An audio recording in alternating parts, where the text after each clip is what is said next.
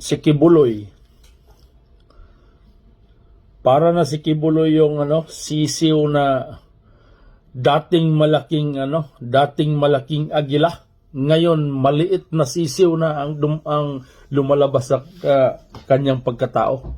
Dahil dating hinahangaan, ngayon alam nyo na kung ano ang tingin ng tao sa kanyang sarili na nakaposisyon ng ganito doon sa pader, tapos side view ng ganito, may nakalista doon na violation with Republic Act, Kaya, di ba?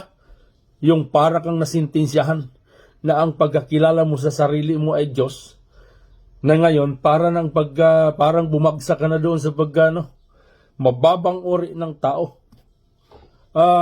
Nag-success kumbaga ang plano kumbaga ng pagpipilay sa kanila kasi isang kahinaan niya ng Tapos, ito na nga yung sinasabi natin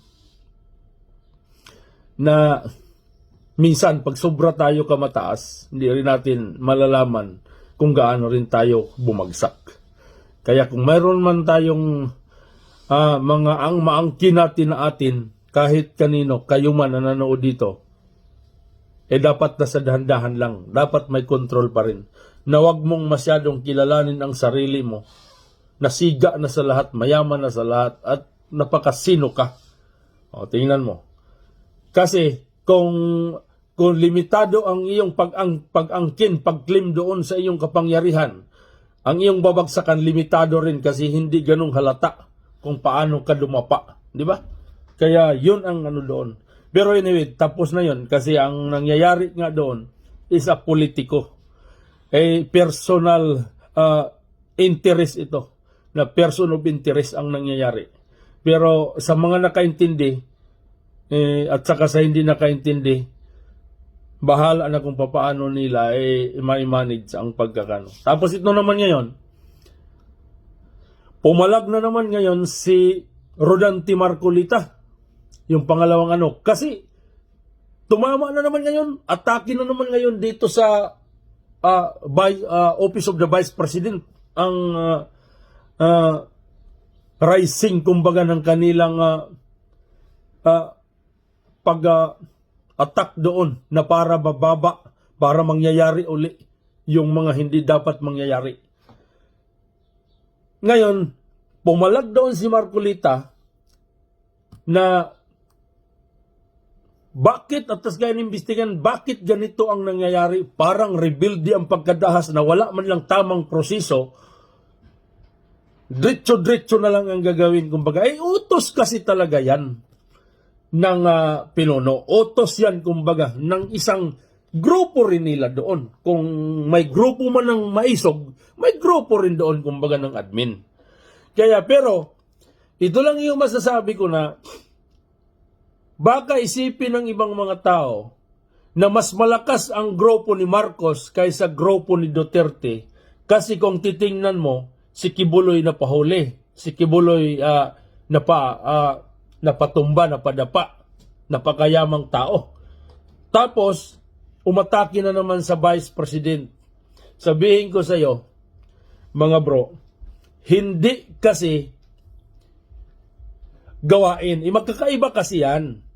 Nung si Duterte ang nakaupo, hindi ang kalaban sa politiko ang tinitira para i-knockout. Di ba? Hindi naman si Duterte nagtira sa kay Irap, nagtira kay Ramos, nagtira kay Aquino, nagtira sa ibang kalaban sa politiko para magiging knockout, para si Duterte na lang mag-isa. Hindi naman nagtira kay Marujas ng ganyan. Ngayon, si Dilima lang yung tinira kasi talagang may problema, may kasalanang talagang malaki. Ngayon, itong dito ngayon sa administrasyon, sa kay Marcos, hindi naman drug addict ang tinitira, hindi naman mga drug lord ang tinitira, hindi naman mga corruption ang tinitira, kundi yung kalaban sa politiko ang tinitira habang andyan siya sa kapangyarihan.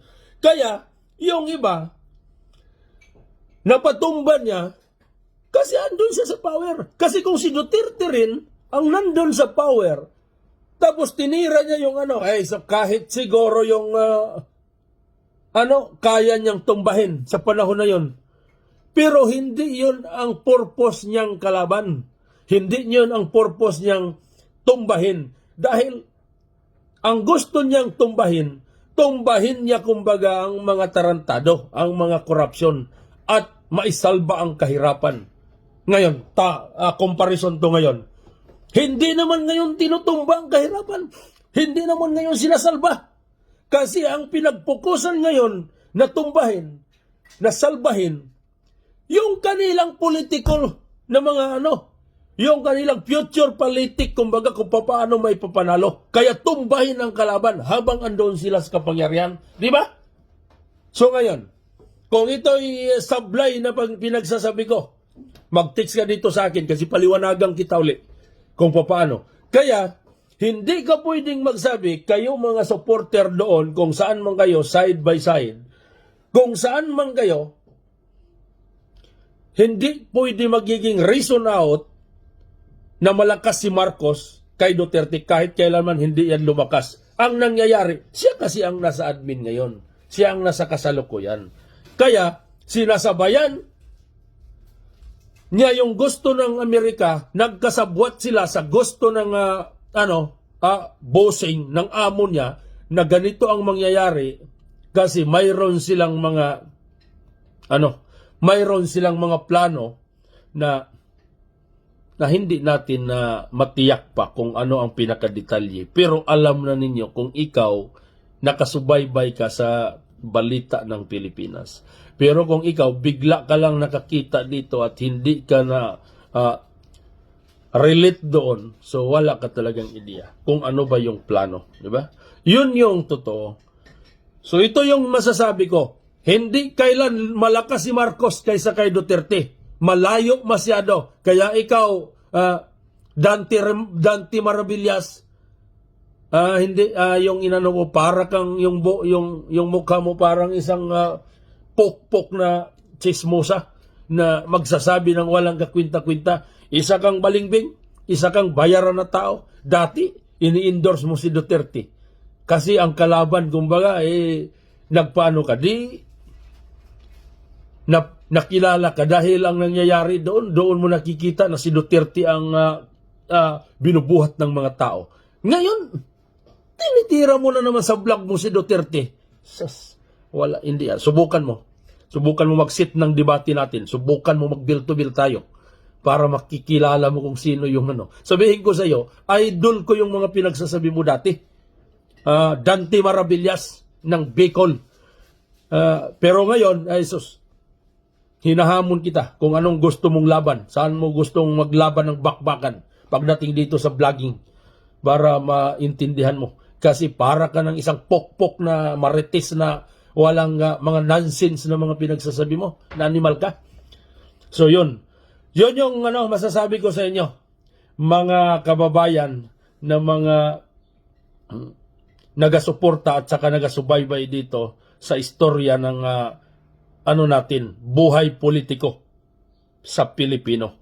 Hindi kailanman magaling si Marcos kaysa kay Duterte. Hindi lang ni Duterte kinalaban ang politiko. Kung kinalaban ni Duterte para wala ng kasunod, unang-una, isipin mo, tinulungan niya lang si Marcos para manalo. Ang problema, ginagrab na niya nung nanalo na kasi hindi na pwede pabalikin to kasi wala akong panalo. Tinulungan lang yan para manalo ng Duterte. At saka ni Kibuloy, kasama sa advertise sa Isiminay, itingnan mo. Tumulong si Kibuloy sa kay Marcos, si Kibuloy ngayon nadali na. Tumulong si Sara, ngayon atakihin na sila. Kasi ayaw na talaga bibitawan. Kasi pag nabitawan yan, hindi na babalik sa kanya.